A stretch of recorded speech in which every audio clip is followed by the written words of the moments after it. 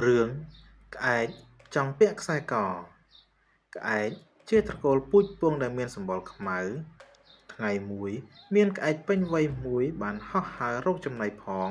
និងជាការកម្សាន្តផងក៏ចៃដន្យប្រទះភ្នែកឃើញរលកទ្រាំងមួយហ្វូងកំពុងចឹកចំណីនៅក្នុងវាលស្រែក្អែកក៏ហើរទៅតុបនឹងដើមក្រសាំងមួយដើមក្បែរនោះផងដែរ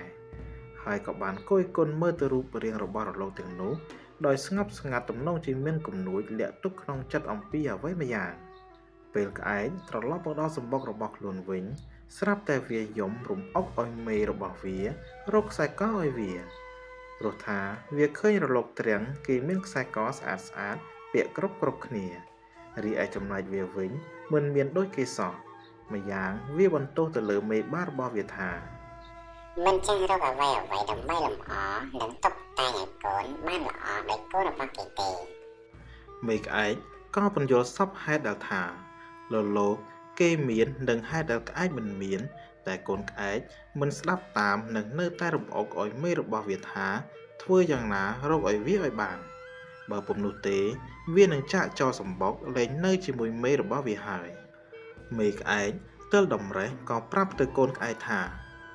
ចាំស្អែកម៉ែនឹងរកឲ្យកូនពេលយប់គឺពេលដែលកូនក្អែកកំពុងតែដេកមេក្អែកក៏បានយកថ្នាំលាបឲ្យចាញ់ជារូបរាងប្រឡៅកដូចទៅនឹងប្រឡៅករបស់រលកទ្រាំងដែរលុះព្រឹកឡើងកូនក្អែកមើលឃើញប្រឡៅករបស់ខ្លួនក៏មានក្តីសប្បាយចិត្តខ្លាំងណាស់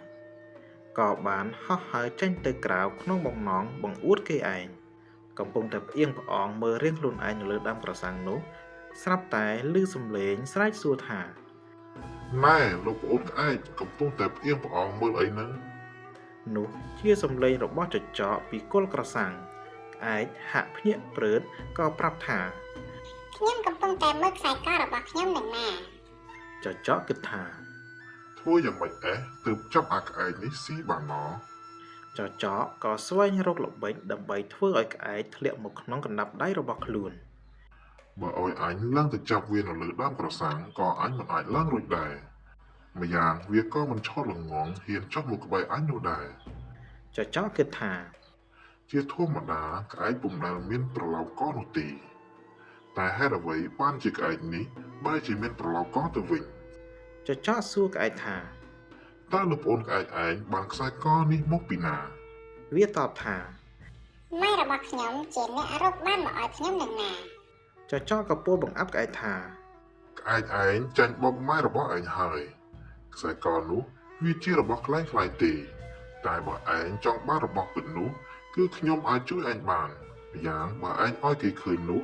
វានឹងនាំឲ្យគេសើចចំអកឲ្យមិនខានទេក្អែកនឹកខឹងនឹងមេរបស់វាជាខ្លាំងពេលដែលវាបានឮពាក្យចចកថាដូច្នោះតាយើងគួរធ្វើយ៉ាងម៉េចទៅបានខ្សែកពិតនោះក្អែកសួរចច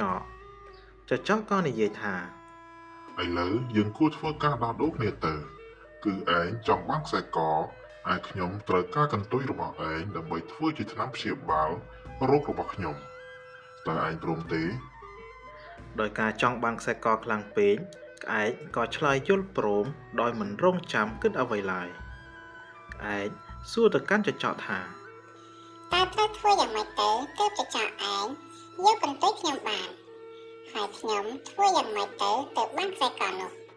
ចចកក៏ប្រាប់ថាប្អូនក្អែកឯងមិនបាច់ចុះមកទេក្រែងថាប្អូនឯងខ្លាចខ្ញុំកេងចំណេញចាប់ឯងជាចំណៃនោះដូច្នេះប្អូនក្អែកឯងបោកកន្ទុយខ្លួនដោយខ្លួនឯងហើយទម្លាក់មកក្រោមឲ្យខ្ញុំចុះនេះជាល្បិចដែលធ្វើឲ្យក្អែកជឿជាក់ហើយក្អែកក៏គ្មានអ្វីគួរឲ្យសង្ស័យឡើយក្អែកប្រឹងបើយរងកន្ទុយខ្លួនឯងទ្រាំទាំងឈឺចាប់តែវាស៊ូទ្រាំដើម្បីចង់បានខ្សែកមកពាក់ឲ្យល្អដូចជាលលោកទ្រាំងដែរវាក៏ដករហូតអស់កន្ទុយរលីងលុះរួចហើយចចកក៏ឲ្យក្អែកហើរតាមខ្លួនដើម្បីទៅយកខ្សែកក្អែកហើរតាមចចកដោយជឿជាក់ចចកប្រឹងរត់ឲ្យលឿនក្អែកក៏កាន់តែហើរឲ្យលឿនជាល្បិចរបស់ចចកពេលដែលក្អែកបោះពួយកាន់តែលឿនក៏ប្រទះនឹងដើមត្នោតមួយដើមនៅចំពោះមុខពេលដែលក្អែកកំពុងតែហើរលឿនផងណាមួយគ្មានកន្ទុយជួយតប់លបឿនបង្វែរទិសដៅផងនោះ